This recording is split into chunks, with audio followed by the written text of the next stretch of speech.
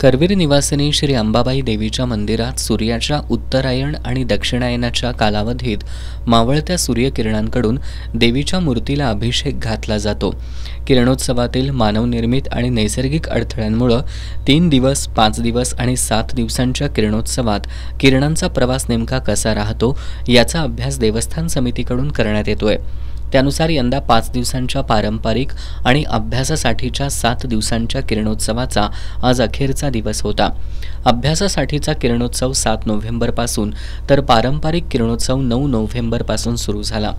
यामध्ये 7 नोव्हेंबरला सूर्यकिरणांची तीव्रता अधिक असल्यानं ती मूर्तीच्या गुडघ्यापर्यंत पोहोचली।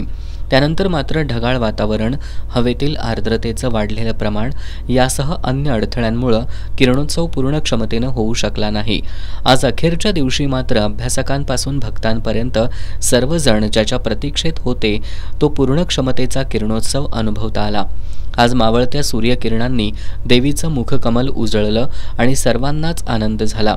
मंदिराचा गरुड मंडपाचा भाग नसताना यंदा झालेल्या किरणोत्सवाच्या अभ्यासानुसार 7व्या दिवशी सूर्यकिरणं देवीच्या मुखापर्यंत पोहोचली। 5:01 गरुड मंडपाच्या चबुतऱ्यावर आलेली किरणं ही 5:29 गणपती मंदिरापर्यंत आली।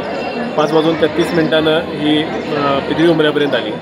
5:39 ही किरणं चांदीच्या उंबऱ्यावर गेली आणि 5:42 ही देवीच्या संगमरवरी उंबऱ्याच्या वर देवीच्या चरणापर्यंत आली। साधारण 5:47 ही खांद्यावरून देवीच्या चेहऱ्यापर्यंत गेली आणि 5:48 आपल्याला हा किरणोत्सवाचा सोहळा अनुभवता आला आणि अतिशय चांगल्या पद्धतीनं हा किरणोत्सवाचा 7व्या दिवशीचा सोहळा पूर्ण देवीच्या चेहऱ्यापर्यंत किरणं पोचल्यामुळं अतिशय उत्तमरित्या पार पडलेला आहे।